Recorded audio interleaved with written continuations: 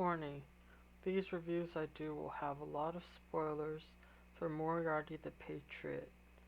Fanfic is linked in description. The story begins with a woman called Nessie Morgan seeking help from someone in getting rid of her husband, who has been abusing her. When reading the first chapter, I was a bit intrigued. The writing was decent, and the quotes were interesting enough to make me wonder about the tale I would be reading. But by chapter 2, I started to notice what I believed to be some things out of character. Out of character instances in a fanfiction is not something that can be easily fixed, because it is due to a writer's inability to understand how a pre-existing character is likely to act, and is subject to opinions from the readers. Everyone will have a different idea of how William would behave in any given situation. That being said, I do have an opinion about why certain fanfics have out-of-character instances, and would like to explain how I view their personalities, and how I think the situation could have been portrayed in a way that makes sense to me. In Chapter 2, it turns out that the poison maker, Marie, is the actual main character of the story.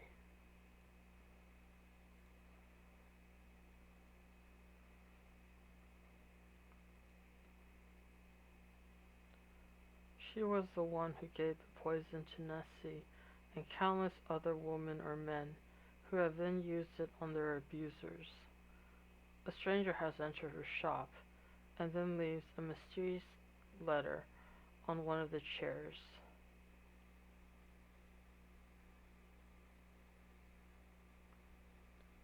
Carefully, she approached the letter and picked it up. Even through her leather gloves, she could tell that the paper was expensive.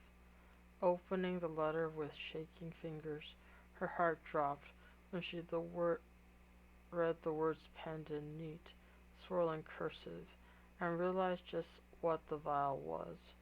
Her vial of poison that she had given to Nessie Morgan. We know what you did. Come to Hyde Park at daybreak.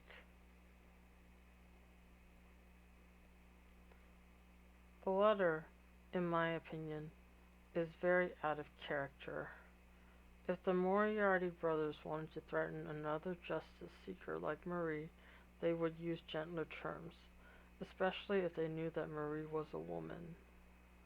I don't understand why one of them just didn't show up at the shop in disguise, especially as Louis reveals that they didn't mean to sound threatening. If that was the case, he would not have phrased the letter like it was a threat made in a horror movie. The letter should have been blunt and straight to the point about their intentions, but vague enough not to give away too many details. It could have been a harmless invitation to meet from one of the people she had killed by name, or one of her clients begging for help in a desperate situation. I also don't think that Moriarty would blackmail someone random like that out of the blue. They could use the woman's expertise in poisons, sure, but she sounds like a simple poison maker, and there should be others of those around that would seek to be employed by the Moriarty brothers. If we go with this premise, however, Louis would be the last one to play outreach. I think Albert would have shown up himself. Finally, I will go over how I think one could reword certain lines and why. In this section, Louis sounds unusually friendly. He is hard to read and quiet, as well as cold. His kinder side is mostly apparent around William in the series. I believe Louis is an ISTJ personality type of Myers-Briggs. personality typing system, and that he is not afraid to be rude.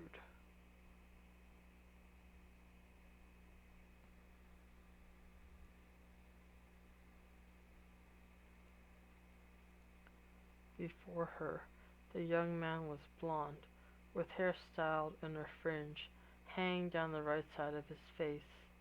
His eyes were red and calculating, hidden behind glasses, and scanning her up and down, as if trying to see if she was a threat in any way. He was younger than her by at least 2 or 3 years, if not more. "We're grateful you could make it," the man replied, and Marie frowned. "Did you have to make it so threatening?" she asked, and the man bowed his head slightly as if in apology. "Apologies, it wasn't our intention to scare you." At this, Marie reached inside her coat for her gun and curled her hand around the familiar handle.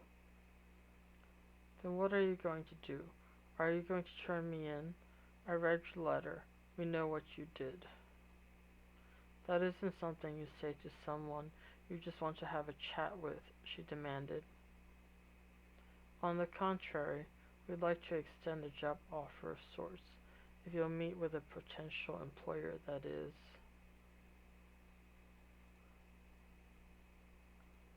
This here is what I think Lewis should say instead. "This meeting won't take long.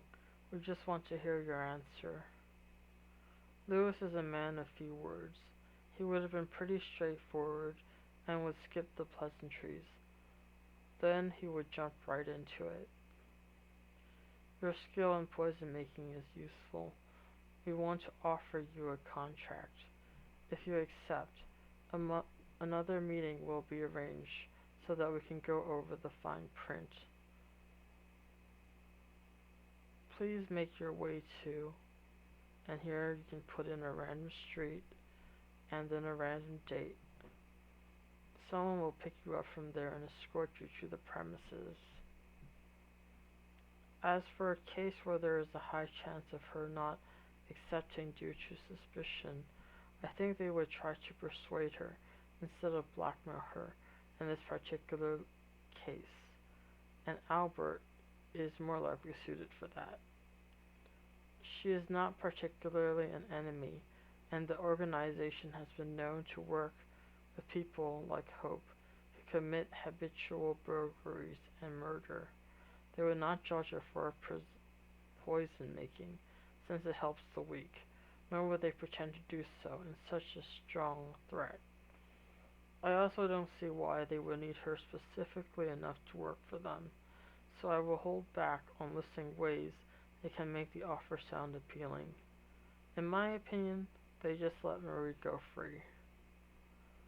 The way the Moriarty brothers are portrayed in this series is that they are cruel to those who do wrong, and specifically prey on the weak. Even when a huge thing like murder happened at the hands of a politician who had been driven to that point by Milverton, William extended the offer to let him save dignity and remain the hope of the people. The way they get others to give their lives for them in service is through showing compassion and understanding the psychological profile of everyone who works for them. They would not clumsily threaten anyone unless it was absolutely necessary. There are other ways that can be employed before that.